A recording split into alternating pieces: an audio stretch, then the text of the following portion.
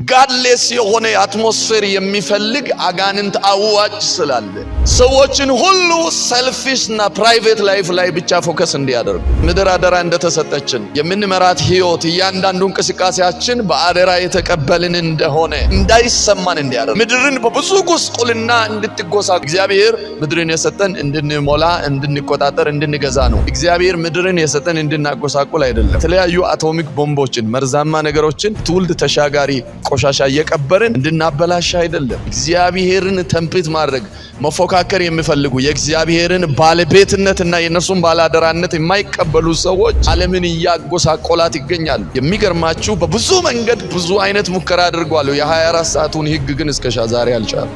ቀን ማጨለም ፈልጓሉ፣ አልተሳካላቸው። ሌሊትን ደግሞ ያለ ጊዜ ማንጋት ፈልጓሉ፣ አልተሳካላቸው። የሆኑ ፕላኔቶች ላይ የራሱ የሆነ የእግዚአብሔርን ሱፕሪም ህግ የሚሽር አይነት ጥረትና ቴክኖሎጂ ሞክረዋሉ፣ አልተሳካላቸው። ሰዎች የእግዚአብሔርን ባለቤትነት ባለመቀበል ብዙ ጥረት አድርጓሉ።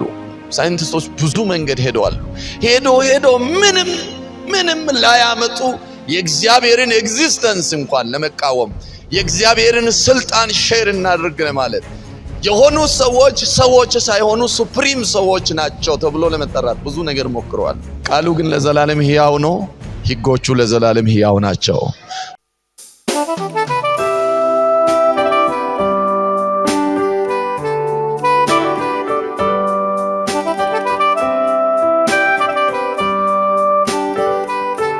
ዛሬ ለ13ኛ ዙር ነው ክርስቲያናዊ ኃላፊነት የሚለውን ትምህርት የምንመለከተው። የተሰጡን በረከቶች መልካም ነገሮች እንዳሉ ሁሉ ኃላፊነት አለብን እንድንጠብቅ እና እግዚአብሔርን ደግሞ በዛ ደስ እንድናሰኝ የግዴታ የሆኑ እንጠብቃቸው የሚገቡ ህጎች እንዳሉ ልንወጣቸው የሚገቡ ግዴታዎች እንዳሉ እየተመለከትን መተናል። ማቴዎስ ወንጌል 25ን መሰረት አድርገን በሶስት ክፍለ ጊዜ ያየነው የመጀመሪያው የዝግጁነት ህይወት የሚለው ነው። እንግዲህ አምስቱ ዝግጁ ነበሩ፣ አምስቱ የተዘናጉ ነበሩ። ሙሽራቸው በመጣ ጊዜ ለመቀበል ዝግጁ የነበሩ ሲወጡ አላፈሩም። የተዘናጉና ግን ዘይት ያለቀባቸው ባዶ ኩራዝ ይዘው ሲጠባበቁ የነበሩ ሻማቸውን አብርቶ ሊቀበሉ እንዳልቻሉና ከበር ውጪ እንደተጣሉ ይህንን ኃላፊነታቸውን ሬዲ ሆኖ መጠበቅ በመሳናቸው ምክንያት ወደ ጨለማ እንደተጣሉ ጌታ ኢየሱስም ባይዘው እነኚህ የኢየሱስ ክርስቶስ ራሱ የውክልና ትምህርቶች ናቸው። ኢየሱስን ሪፕሬዘንት የሚያደርግ ነው። ንጉሱ ሙሽራ የሚለው ስለ ኢየሱስ ክርስቶስ ነው እና ያ ሙሽራው ከቶ አላውቃችሁም ብሎ ሲያስወጣቸው እንመለከታለን። ሁለተኛው ላይ ያየነው የታታሪነት ህይወት ነው። ታታሪነት ህይወት ነው ወይም ደግሞ መክሊትን የማትረፍ ግዴታ ብለናል። መክሊትን የማትረፍ እግዚአብሔር የሰጠንን አደራ እግዚአብሔር የሰጠንን መክሊት ወደኛ ኢንተርፕሬት ስለምናደርግ ነው። እግዚአብሔር የሰጠንን አደራ የማትረፍ ህይወት ብለናል። ጌታው ለሶስቱ ሰዎች የሰጣቸው አደራዎችን እንመለከታለን። 5፣ 2 እና 1 አድርጎ ይሰጣቸዋል። ሶስቱም በተለያየ ደረጃ ኃላፊነታቸውን ሁለቱ ቢወጡም አንደኛው ቀብሮ እንደተገኘና ያ ደግሞ ቀብሮ የተገኘ ሰው አስተሳሰቡ ጭምር እየወደቀ እንደነበረ ከድርጊቱ በላይ አስተሳሰቡ እጅግ አስከፊ እንደነበረ ተመልክተናል። ካደረገው ስህተት በላይ የነበረው የመለሰው ምላሽ እጅግ ጌታውን እንዳስቆጣና በዛ ምክንያት አንተ ክፉ ባሪያ ወደ ጨለማ ግባ ብሎ ወደ ጨለማ ሲያስገባው ሲሰደው ተመልክተናል። ሶስተኛ ያየነው መጨረሻ ባለፈው ሮብ የተመለከትነው የለጋሲነት ህይወት ነው። ጌታ ኢየሱስ ክርስቶስ እንደምሳሌ አንስቶ የምናገረው desperate need ላይ ያሉ ሰዎችን ታሞ ያልጠየቅናቸው ታርዞ ማልበስ ስላለብን ሰዎች ተጠምቶ ልናጠጣቸው ስለሚገባቸው ሰዎች ተሪቦ ልናበላቸው ስለሚገቡ ሰዎች በህይወታቸው ውስጥ ወሳኝ የሆኑ አስፈላጊቶች ወይም ደግሞ ፍላጎቶችን ስላልተሟላላቸው ሰዎች ንጉሱ ያለ እግዚአብሔርን ወይም ጌታ ኢየሱስን ራሱን በዛ ቦታ ላይ መውሰድ ትችላላችሁ። እነዚህ ሰዎችን የረዱና ያረዱ ሰዎች እነዚህ ሰዎች ላይ በጎነታቸውን ያሳዩና ንፉግ የሆኑ ሰዎችን ተመልክተን የለጋስነት ህይወት እኛም እንደ ክርስቲያን ሊኖረን እንደሚገባ ለጋሾች እንድንሆን እግዚአብሔር እንደሚፈልግ ሶስቱን በደንብ ቶሎ ብዬ ያነሳሁት እንድትይዙ ብዬ ነው። ዛሬ የምናየው ከዛ ውጪ የሆነ ነው። ቆላስይስ ምዕራፍ 1 ቁጥር 10 እስከ 11 ያለውን ከፍታችሁ ሮሜ 12ን ጠቀስ አድርጌ በዛ ላይ ነው የምንጨርሰው። ባለፈው መጨረሻ ላይ ተበራርከን ስንለያይ ሁላችንንም እግዚአብሔር በልግስና ህይወት በለጋስነት ህይወት ለሌሎች በመትረፍ ህይወት ለሌሎች መልካምን በማድረግ ህይወት እንድንሞላ ይባርከን ብያችሁ ነበር። አሁንም ደግሜ እላችኋለሁ እግዚአብሔር ለጋሾች እንድትሆኑ ይርዳችሁ። አሜን ነው። አለመርዳት በረከት ብቻ ሳይሆን እረፍትም ያሳጣል።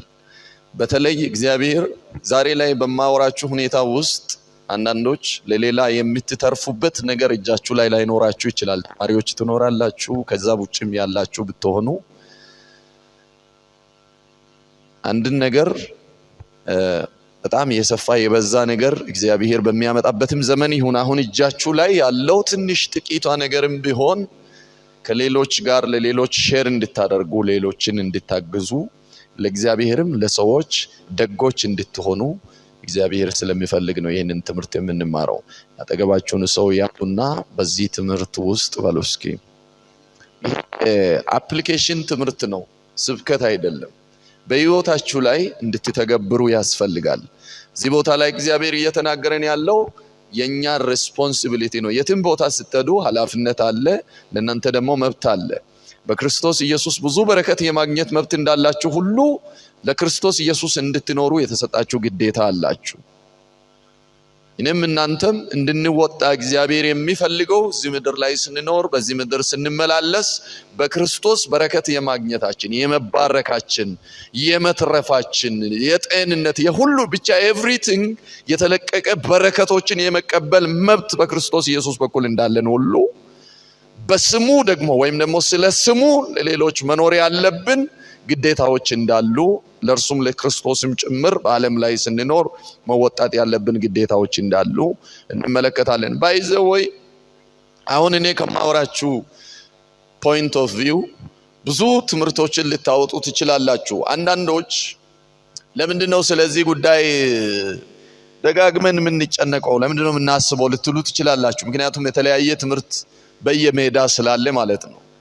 ባለፈው ብያችኋለሁ የዚህ ዘመን ክርስትና አደጋ ሊበራሊስት ቪው ነው። ይሄ ሊበራሊዝም ባለው ይሄ ነፃነት ሰዎችን ነፃነት አትንፈግ በክርስቶስ ያገኘነው ነፃነት ኢንጆይ እናድርግ ሌላ ነገር ሌላ የቤት ስራ አትጨምርብን የሚል ብዙ አስተማሪዎች ስላሉ የዚህ ትምህርት ተከታዮችም ብዙ ስላሉ ክርስቲያን ኃላፊነት አለበት ግዴታ አለበት ብለን ስንነጋገር ብዙ ሰዎች ደስታ ላይ ይሰማቸው ይችላል። እኛ ግን ዛሬ ለምትሰሙ ለእናንተም ሆነ በሚዲያ ለሚከታተሉ እኔ ልናገር የምችለው እኛ ክርስቲያን ሆነን እዚህ ምድር ስንኖር ልንወጣ ልንተገብር ወይም ደግሞ ልናደርጋቸው የሚገቡ ከእግዚአብሔር የተሰጡን ትእዛዞች ኃላፊነቶች እንዳለን ነው። ስለዚህ ይህንን ኃላፊነት በሙላት እንድንወጣ እግዚአብሔር ይርዳን። ቆላስይስ 1:10 እናንብብ። 1:10-11 አንድ ላይ ነው ያለው። ላንብብ እስኪ። በበጎ ስራ ሁሉ ፍሬ ያፈራችሁ በእግዚአብሔር ዕውቀት እያደጋችሁ ከደስታ ጋርም ሁሉ በሁሉ ለመጽናት ለመታገስ እንደ ክብሩ ጉልበት መጠን በኃይል ሁሉ እየበረታችሁ በቅዱሳንም ርስት በብርሃን እንድንካፈል ያበቃንን አብን እያመሰገናችሁ በነገር ሁሉ ደስ ልታሰኙ ለጌታ እንደሚገባ ትመላለሱ ዘንድ እንለምናለን። እርሱ ከጨለማ ስልጣን አዳነን፣ ቤዛነቱንም እርሱን የኃጢአትን ስርየት ወዳገኘንበት ወደ ፍቅሩ ልጅ መንግስት አፈለሰን። እርሱም የማይታይ አምላክ ምሳሌ ነው። የሚታዩትና የማይታዩት ዙፋናት ቢሆኑ ወይም ጌትነት ወይም አለቅነት ወይም ስልጣናት በሰማይና በምድር ያሉ ሁሉ በእርሱ ተፈጥረዋልና ከፍጥረት ሁሉ በፊት በኩር ነው። ሁሉ በእርሱና ለእርሱ ተፈጥሯል። እርሱ ከሁሉ በፊት ነው፣ ሁሉም በእርሱ ተጋጥሟል ይላል። ቁጥር 15 እና 16 እንደግሜ ያነባለሁ። እርሱ የማይታይ አምላክ ምሳሌ ነው። የሚታዩትና የማይታዩት ዙፋናትም ቢሆን ወይም ጌትነት ወይም አለቅነት ወይም ስልጣናት በሰማይና በምድር ያሉት ሁሉ በእርሱ ተፈጥሯልና ከፍጥረት ሁሉ በፊት በኩር ነው። ሁሉ በእርሱና ለእርሱ ተፈጥሯል። እርሱም ከሁሉ በፊት ነው፣ ሁሉም በእርሱ ተጋጥሟል ይላል። እንግዲህ አደራ የሚል ቃል ዛሬ የምናነሳ የባላደራነት ህይወት ነው የሚል ነው። የባላደራነት ህይወት ወይም ደግሞ ይሄ ስለምናነሳው አደራ ስናነሳ ክዳናዊ ባላደራነት ነው። ይሄ በክዳን በኢየሱስ ክርስቶስ በመዳን በኩል የተገኘ አደራነት ነው። የባላደራነት ህይወት የሚል ነው። የባላደራነት ህይወት ይሄ ኃላፊነታችን ነው። እንግዲህ ስለ አደራ ካነሳን ይህ ቃል አደራ ሰጪ እንዳለ እና የኛ ያልሆነ ወይም ደግሞ የአንድን ሰው የሆነ ነገር ለማስተዳደር ጉዳይ እያነሳን እንደሆነ ግልጽ ነው። ስለዚህም በዚህ ክፍል መሰረት ልናነሳ የምንችለው ቅዱሳን ሁላችን እንደ ክርስቲያን በዚህ ምድር ስንኖር ባለ አደራ እንደሆንን እሱን ላነሳ ወዳለሁ።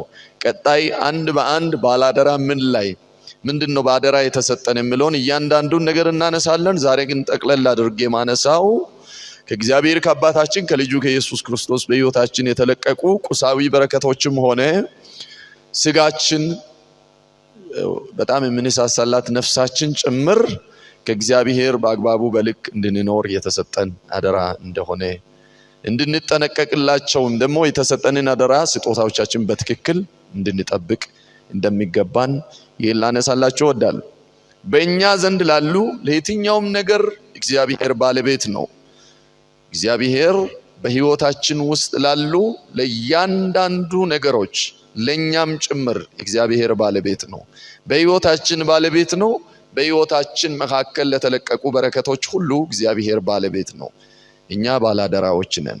አጠገብን ሰው ባንተ ሕይወት ላይ ባንቺ ሕይወት ላይ ብላችሁ ተናገሩ እስኪ።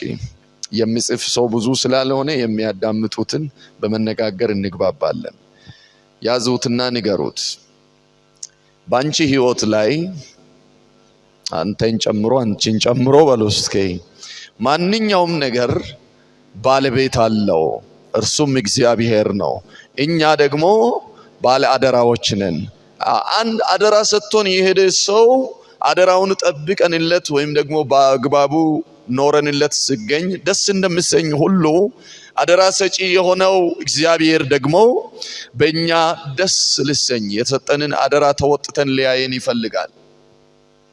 ሁሉን አሳልፎ በክርስቶስ ኢየሱስ በኩል ከሰጠን ራሱ ኢየሱስንም ከሰጠን በኢየሱስ ደግሞ ለኛ ሕይወት ከሰጠን በሕይወታችን መካከል ብዙ በረከቶችንም ከሰጠን ያንን አደራ ተወጥተን እግዚአብሔርን ልናስደስትና ልናስከብር ይፈልጋል። እዚህ ቦታ ላይ ሐዋርያው ጳውሎስ ስለ እግዚአብሔር እንዲህ ብሎ ነው የሚናገረው፣ ወይም ስለ ኢየሱስ ክርስቶስ እንደዚህ ብሎ ነው የሚናገረው። ሁሉ በእርሱ እንደተፈጠረ የሚታዩት የማይታዩት ዙፋናት፣ ጌትነት፣ አለቅነት፣ ስልጣናት በሰማይ በምድር ያሉት ሁሉ በእርሱ ምን ሆነዋል? ተፈጥሯልና። እስኪ በእርሱ ተፈጥሯልና በሉ እስኪ። ከፍጥረት ሁሉ በፊት እርሱ በኩር ነበረ። ሁሉ በእርሱ ተፈጥሯል። ሁሉ ከእርሱ ተፈጥሯል። ሁሉም ደግሞ በእርሱ ተጋጥሟል። ያለ እርሱ የሆነ ከእርሱ ውጪ የሚመጣ ከእርሱ በፊትም የነበረ ከእርሱ በኋላም ሊመጣ የሚችል አንዳች እንደሌለ ለማስረዳት ይህንን ይናገራል። የነገር ሁሉ ባለቤት ስለሆነ በሁሉም ደግሞ እናንተ እርሱን እንድታስደስቱ ይገባል እያለ ይናገራል። ስለዚህ የኛ ብቻ የሆነ እግዚአብሔርን የማናስነካው ነገር በእኛ ሕይወት ውስጥ የለም። አጠገብ ያለውን ሰው ክርስቲያን እንደመሆናችን በሉ እስኪ ወይም ክርስቲያን እንደመሆኔ ተናገሩ እስኪ ባንቺ ቤት ውስጥ ባንተ ቤት ውስጥ ባንተ ህይወት ውስጥ የራሴ ብቻ የሆነ እግዚአብሔርን የማታስነካው አንዳች ጉዳይ የለም። ምክንያቱም በሉት እስኪ እግዚአብሔር የነገር ሁሉ የፍጥረታት ሁሉ ያንተም ጭምር የሁላችን ገዢና ባለቤት ነው። እኛ በሉ እስኪ ባላደራዎች ነን። እኛ ባላደራዎች ነን። ዳዊት በመዝሙሩ ምዕራፍ 24 ላይ እንደዚህ ሲል ይዘምራል። ምድርና ሞላዋ የማን ናት ይላል? የእግዚአብሔር ናት። ምድርና ሞላዋ የማን ናት? የእግዚአብሔር። ለምንድን ነው ይህንን ትምህርት እኔ ማነሳ? እኛ አሁን ያለንበት ዘመን ይሄኛው ዘመን የሆነ ዘመን ላይ የኮምፒውተር ዘመን ነበረ አይደለም እንዴ? የስልጣኔ ውስጥ ኮምፒውተር ትልቅ ዕውቀት ነበረ። ይሄ ኮምፒውተር የሚለው ቋንቋው ራሱ መጽሐፉ ፕሪንት ማድረጉ ምኑ በራሱ ትልቅ ዕውቀት ነበር። አሁን ይሄኛው ሲዝን ደግሞ የኤአይ ሲዝን ነው። የአርቲፊሻል ኢንተለጀንስ ዘመን ነው። በጣም ከባድ የሆነ አደጋ እየመጣ ነው። ሰዎች የእግዚአብሔርን ባለቤትነት ራሱ ምድርና ሞላዋ የእግዚአብሔር ስለመሆኗ ራሱ ጥያቄ የሚፈጥርበት እርሱ ብቻ አይደለም። ባይዘወይ ከዚህ በፊትም ዓለም የእግዚአብሔርን የምድርና የሰማይ ገዢና ባለቤትነትን ባለማመን ምክንያት ብዙ ተላልጧል። ብዙ ልፋት ለፍታለች። ስለ ፕላኔቶች ሲያጠኑ ከጥናቱ ጀርባ ያለው ነገር የህዋ ሳይንስ ስለነሱ ሲያጠኑ ከዛ ጀርባ ያለ ነገር ምኑን ብቻ የትኛውንም ቴክኖሎጂ ሲፈጥሩ ከዛ ጀርባ ያለው ጉዳይ እኛ የራሳችን የሆነ ደሴት ለምን አንፈጥርም ነው። ጋድሌስ የሆነ ስቴት ያቺ ሴት ሎስ አንጀለስ ነው አይደለ? ያኔ እንዳለችው ማለት ነው እግዚአብሔር የሌለ ዓለም እንፍጠር የኛ የሆነ ማንም ይገባኛል ጥያቄ የማያነሳ ምንድነው የሚባለው ፕላኔት እንፍጠር ብሎ ሰዎች ተነሳስተዋል። ወንዙ ምንም ብቻ እግዚአብሔር ወይ ፈጣሪ አለ የሆነ ሰው አለ ተብሎ ባለቤትነቱ ለማንም የማይጠቀም የኛ መጠቀሚያ የሆነች ፕላኔት እንፍጠር ብሎ ሰዎች በጣም ተላልጠዋል። ብዙ ስቴፕ ሄደዋል። በዚህ እብደት ውስጥ ብዙዎቹ አእምሮአቸውን አጥተዋል። ብዙዎቹ ሚሊዮኖቹ ደግሞ ሞተዋል። እግዚአብሔር የለም የሚለውን አሹር ለማድረግ ሲጥሩ እግዚአብሔር እንደሌለ ለማስረዳት በጣሩ ቁጥር እነሱ ጠፉ። እግዚአብሔር የለም ባዮች አሁን የሉም በሏቸው አጠገብ ያለው የሆነ ሰዓት ላይ እግዚአብሔር የለም ባዮቹ አሁን ላይ የሉም።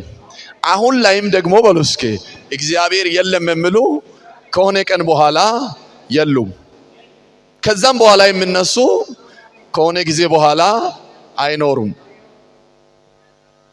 አሜን ነው ወይ? ክብር ለጌታ ለኢየሱስ ይሁን።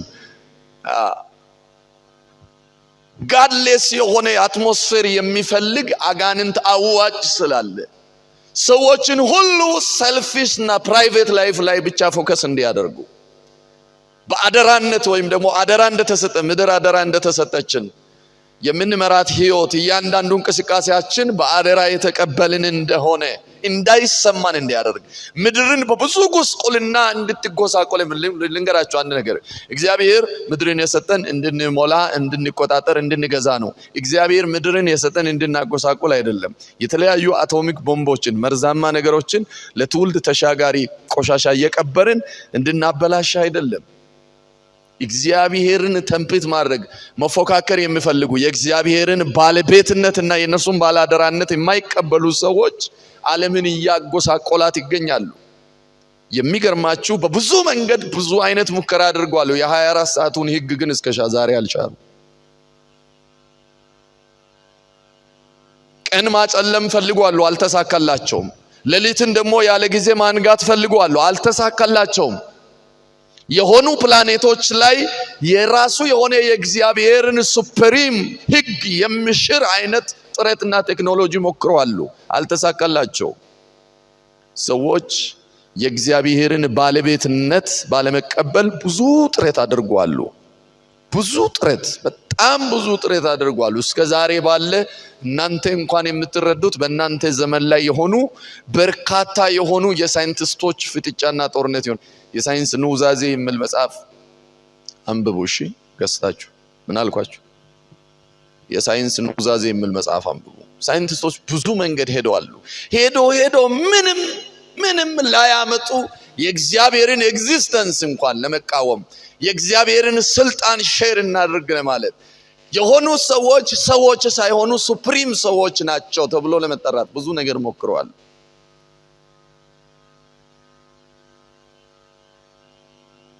ቃሉ ግን ለዘላለም ሕያው ነው። ሕጎቹ ለዘላለም ሕያው ናቸው።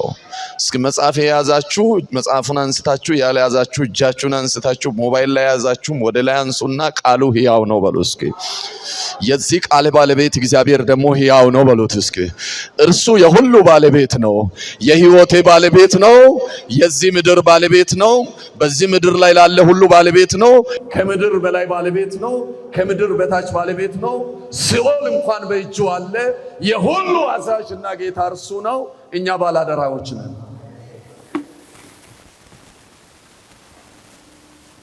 ስለዚህ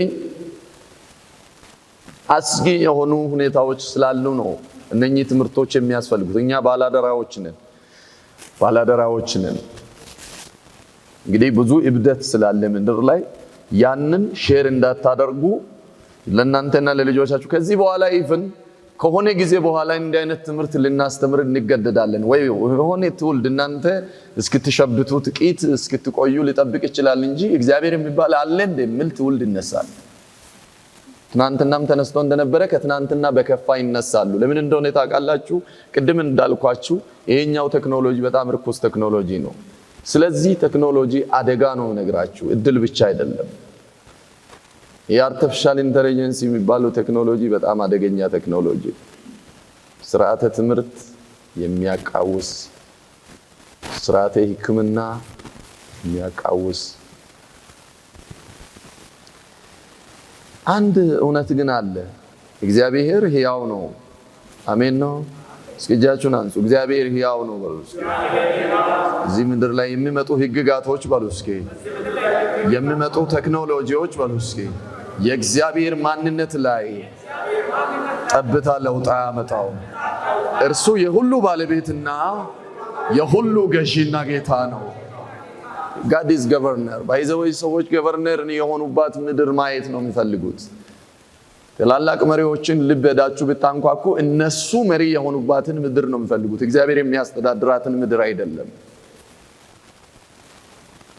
ባለፈው የተወሰነ ነካክቻለሁ እና ኤሎን መስክ አሁን የሚያደርጓትን ጥረት ብታዩ ከሲኦል ለማምለጥ ምናምን እነዚህ የሚያደርጉትን ነገሮችን ስትመለከቱ እነሱ የሚገዟት ምድር እንጂ እግዚአብሔር የሚገዛትን ምድር ሰዎች አይፈልጉም።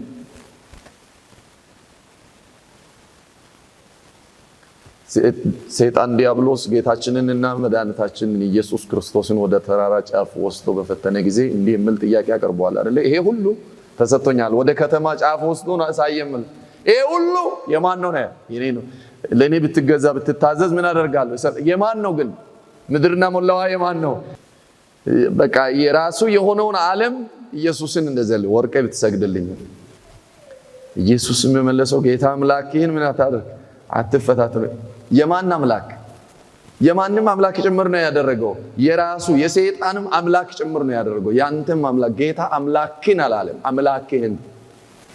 ያያችሁኝ ነው። ኢየሱስ አምላክ ነው ስንል የገነት ላይ ብቻ አይደለም፣ ሲኦል ጭምር ከርሱ ስር ነው።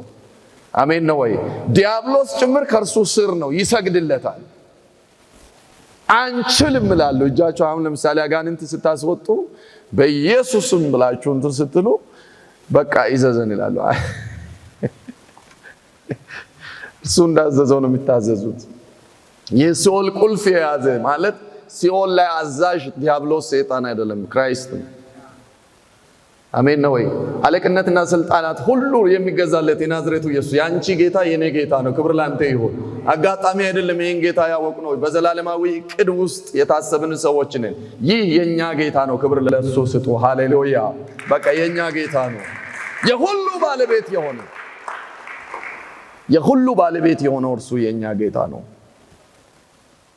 ምልሳችን እግዚአብሔር በእኛ ላይ ማን እንደሆነ ያሳየናል። አሁን አንዳንድ ሰዎች በእግዚአብሔር መኖር እንኳን ትንሽ ቢያምኑ እንኳን አንዳንዴ እንዲህ ብሎ ይናገራሉ። እኔም ድንበሩን አልነካም እርሱም ድንበሬን ባይነካ የሱ መኖርና ለመኖር ለኔ ችግር የለውም ብሎ የሚኖሩ ሰዎች አሉ በዓለም ላይ። ነገ እቺ የኢትዮጵያ ሁኔታ ስለሚቀየር አሁን ባለንበት ጂዲፒ ውስጥ ሆናችሁ አታስቡ። ነገ እንቀየራለን። ሀብታሞች ስትሆኑ ማስተካከል ያለባችሁ አስተሳሰቦች አሉ። አሜን ነው። ኢትዮጵያ ስትለወጥ አሁን ከቸርች ውስጥ እንኳን ከዚህ ካለንበት ሁኔታ ወጥተን ወደ ሀብት ስንሸጋገር መቀየር ያለብን አቲቲዩዶች አሉ። አይመስላችሁ? የድህነት ወንጌል ነው ስንሰብክ ኖር ነው። አሜን ነው ወይ? ትበረታለህ። ኢትዮጵያ ውስጥ ወጥ ስብከት ነው ያለው። አሜን ነው። ትጥሳላችሁ። አሜን ነው። ምክንያቱም ያለንበት ሁኔታ ስብከት ጀነሬት ያደርጋል። አንቸገርም። እየለኮስን ስንትን እንላለን። ግን የእግዚአብሔር ማንነት ላይ የሚያተኩሩ ስብከቶችን ብቻ የምንሰብክበት ዘመን ይመጣል። ከጨውም ከሱካርም ወጥተን የልብሱም ጥያቄያችን ተመልሶ፣ የመኪናም ተመልሶ፣ የቤትም ተመልሶ፣ የኑሮም ተመልሶ፣ ይሄ ውጥረት ሁሉ ተመልሶ ክራይስትና እግዚአብሔር ማንነት ላይ ፎከስ ብቻ የምናደርግበት ዘመን። አሜን ነው ወይ? ባይዘው እኮ አንዳንድ ሰባኪዎች ጌታ እድል ሰጥቷቸው ወንዝ ቢሻገሩ የሚሉትን ያጣሉ። ስለ ሱፕሪማሲ ኦፍ ጎድ አንድ ቀን ሰብኮ የማያውቁ ስለ ሱፕሪማሲ ኦፍ መከራ፣ ከመከራ ትወጣለህ ማለት የመከራን ግዙፍነት እያወጁ ምኖሩ። ከኔ ጋር ናችሁ? ከኔ ጋር ናችሁ ወይ? ስብከት እንዳናጣ ብዬ ነው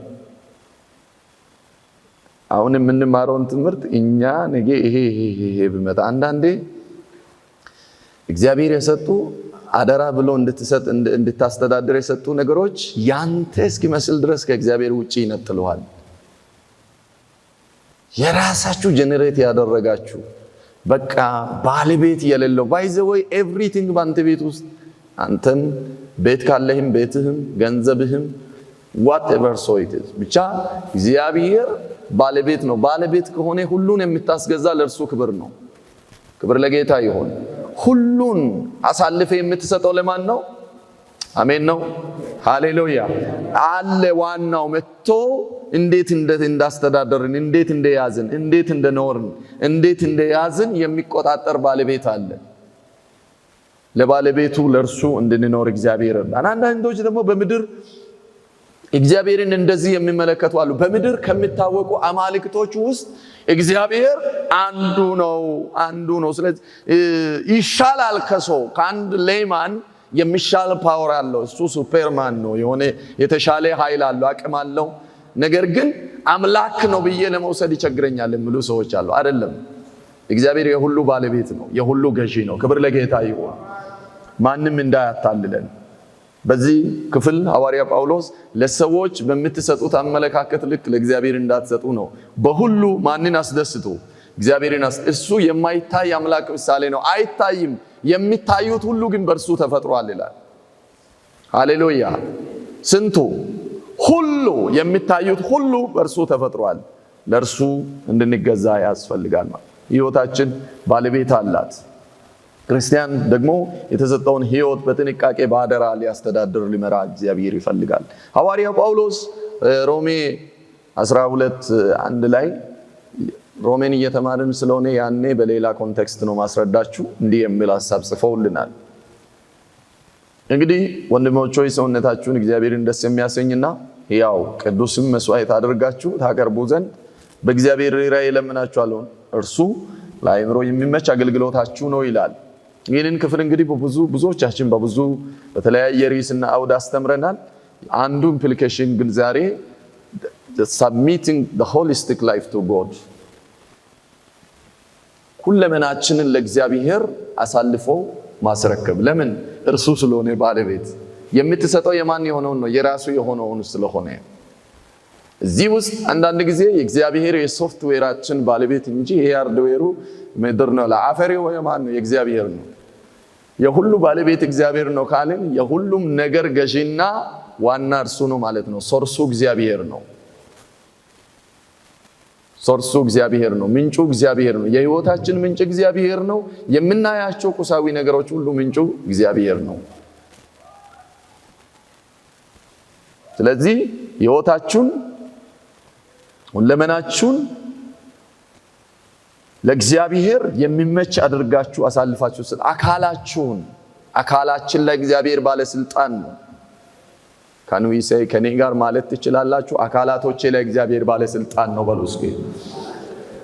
እጆቻችሁ ላይ፣ እግሮቻችሁ ላይ፣ ማንነታችሁ ላይ፣ ፊታችሁ ላይ፣ ምናችሁ ላይ ለምን እንደሆነ ታውቃላችሁ? ኦቨር ማኒፑሌት ስለምታደርጉ ከእግዚአብሔር እንዳልሆነ አድርጋችሁ ስለምትወስዱ እግዚአብሔር በእናንተ አካል ላይ ማየት የማይፈልጋቸው ምልክቶች አሉ። ዲሞኒክ የሆነ ሲምቦል በእናንተ ላይ ማየት አይፈልግም። ኢየሱስ ጌታ ነው። እስኪ ያዞና አጠገብ ያለውን ሰው እነኚህ እጆች የእግዚአብሔር ናቸው። እስኪ ያዞና ንገረው፣ እነኚህ እጆች የእግዚአብሔር ናቸው። በእርሱ ተፈጥረዋል። የተፈጠሩት እንደ ከሆነ እንስሳ እንደ አንዱ አይደለም በሉ እስኪ። በእርሱ አምሳል ተፈጥረዋል። አንተ ድንቅ ነህ። ድንቅ ሆነ የተፈጠርከው ደግሞ በእርሱ በፈጣሪህ ነው፣ የእርሱ ነው በሉ እስኪ። አካላቶች ሁሉ፣ እግሮች፣ ማንነት በሙሉ የእግዚአብሔር ናቸው። እነዛን ነገሮች ደግሞ ሌሎች ሊጠቀሙብን ይፈልጋሉ። እንሰጣቸው አይገቡም። ያንን ነው አቀርቡት ለእግዚአብሔር። ለማን? ለእግዚአብሔር። በዚህ በተፈጠረ እጃችን ለዲያብሎስ ልናጨበጭብለት አይደለም፣ ለእግዚአብሔር ነው። በአደራ ሲሰጥ ባይዘወይ አንድ ነገር አለ። እነኚህ ዲቫይሶች እዚህ ቤት ውስጥ ያሉ ዕቃዎች ለሁሉም መሆን ይችላሉ አይችሉም? ለዘፈን መሆን ይችላሉ አይችሉም? ለናይት ክለብ መሆን ይችላሉ። እኔ ከሚገዛበት ቤት ናይት ክለብ የሚጨፍሩ ሰዎች ይገዛሉ። ራይት? አግኝታችሁኛል? የኪቦርዱም ልክ እኛ ከምንገዛበት ቤት የጭፈራ ቤቶቹ ሄደው ይገዛሉ። እዚህ ቤት ያሉት ግን ለምሳሌ አንድ ቀን በቃ ፓስተር ጥሩ ገቢ ያመጣል ብለን ስላሰብን ለጭፈራ ቤት አከራየን ብሉ ምን የሚል ይመስላችኋል? በቃ ሰዎቹ ጭምር ከክራዩ ቦታ አይመለሱም ማለት ነው። አቤት በቃ ሲሪየስ ነው። እርምጃው በጣም የመረረና የከረረ ነው የሚሆነው። ምክንያቱም እነኚህ ዲቫይሶች ለቅዱስ ዜማ የታጩ ናቸው። እርኩሰትን ሊያስተናግዱና እርኩሰትን ሰርቭ ሊያደርጉ አልተገዙም።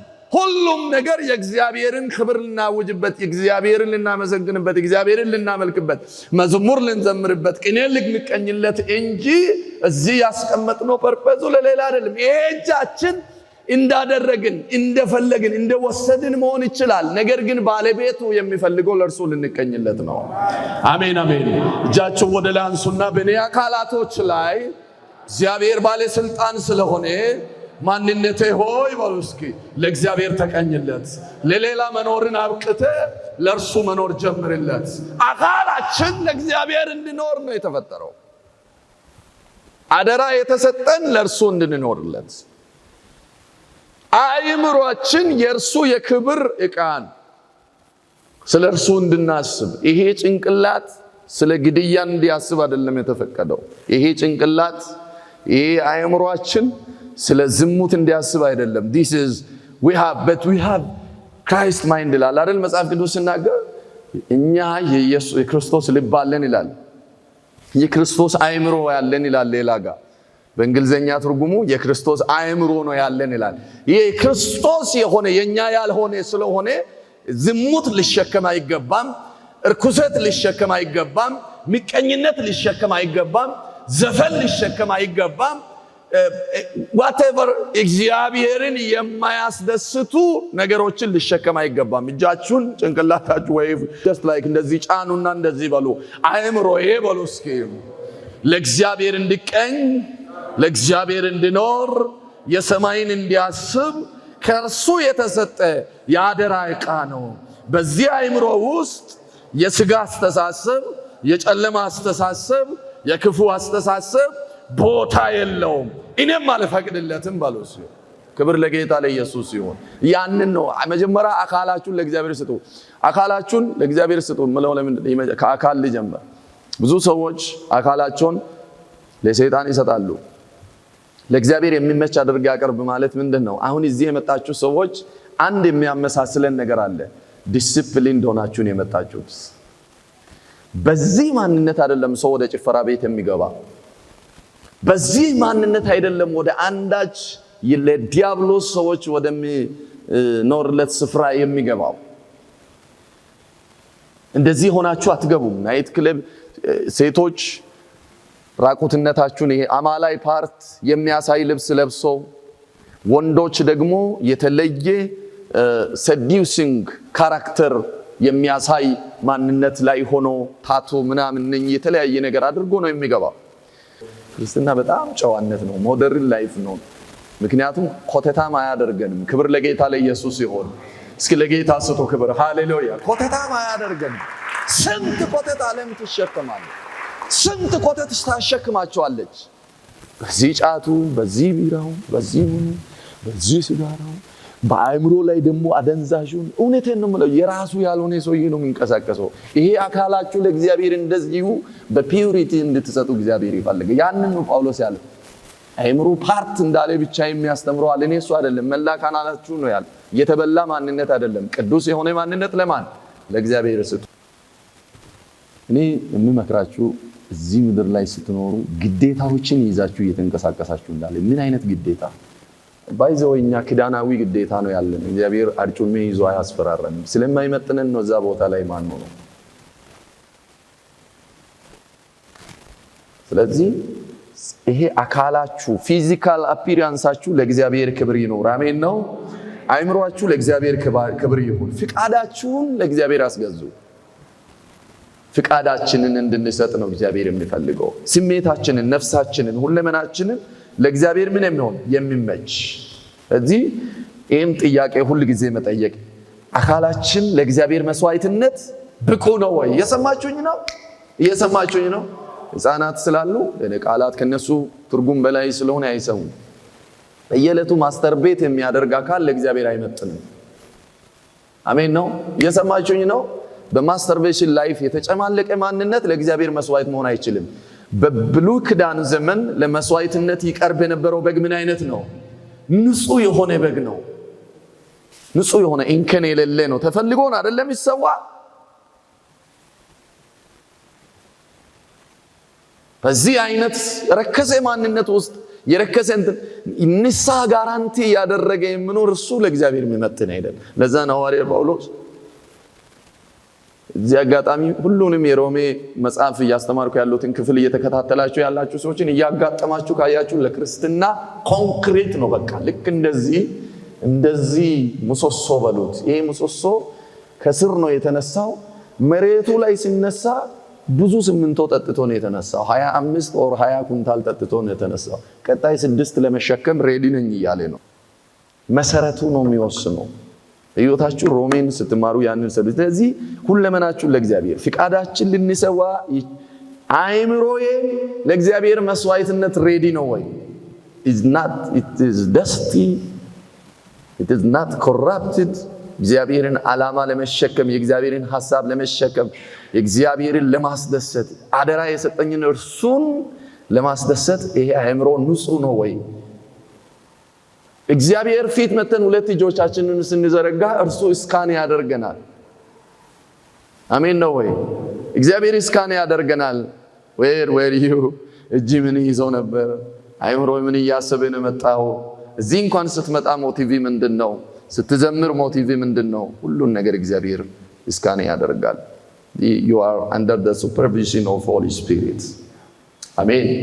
በእግዚአብሔር እይታ ስር ነው ባሉት። እስኪ የሆነ ቦታዎች ላይ ስትገቡ ህጉም ስለሚያስገድድ በካሜራ እይታ ውስጥ ኖት የሚል ከሆነ ትጠነቀቃለህ።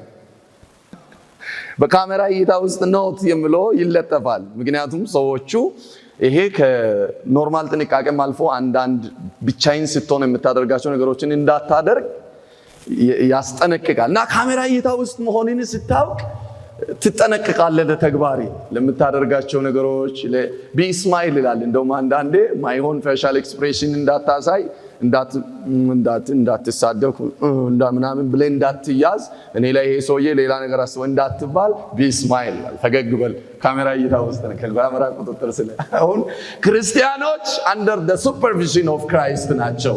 በእግዚአብሔር ቁጥጥር ውስጥ ናቸው። በእግዚአብሔር እይታ ስር ናቸው። እንቅስቃሴዎቻችን ሁሉ under the camera of Holy Spirit ነው። ሃሌሉያ።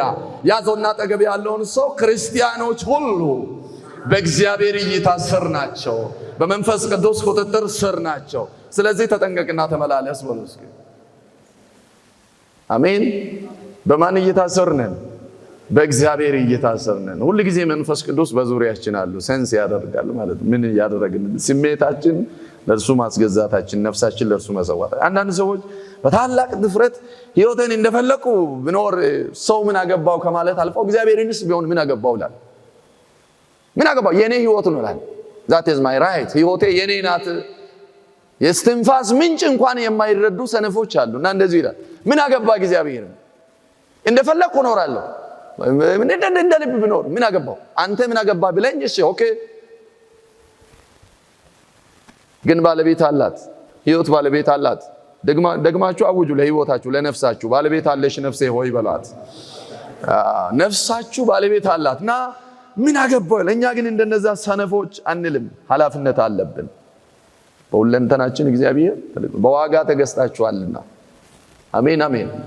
ክርስቲያንን በጣም ግዳጅ የሚያደርገው because you are owned by precious price። ኢየሱስ ጌታ ነው። በውድ ዋጋ ነው የእግዚአብሔር ልጆች የሆናችሁት። ያጠገብ ሰው ያዝና በውድ ዋጋ ነው የእግዚአብሔር ልጅ የሆንከው በሉት እስኪ። ባይዘው ዩሮ አይደለም ዶላር አይደለም፣ እግዚአብሔር ልጅ እንድንሆን የተከፈለው ደሙ ነው። በደም የምትገዛ ነገር እዚህ ምድር ላይ ምንም የለም።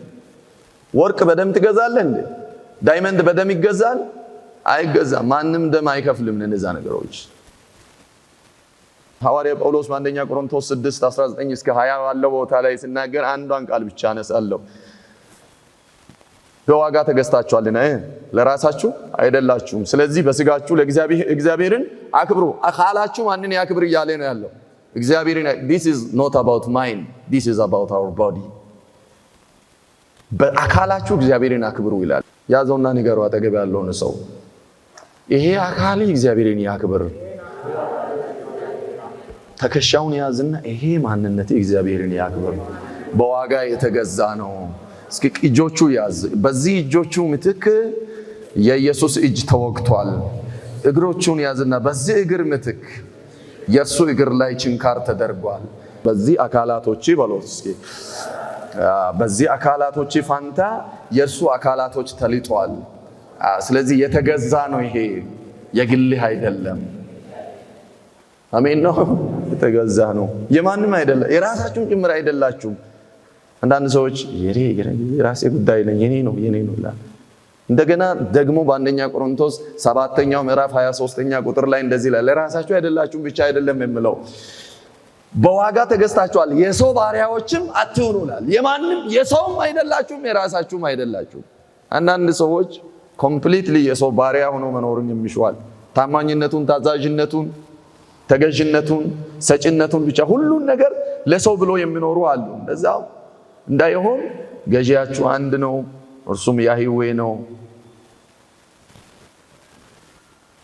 እናንተ አደራን ልትወጡ ባለአደራ ሆናችሁ ልትኖሩ እዚህ ምድር እንደፈለግኩ መኖር ይችላል ነው። እንደፈለግን አንኖርም። አደራ እንደተባልን እንኖራለን። ክብር ለጌታ ይሁን።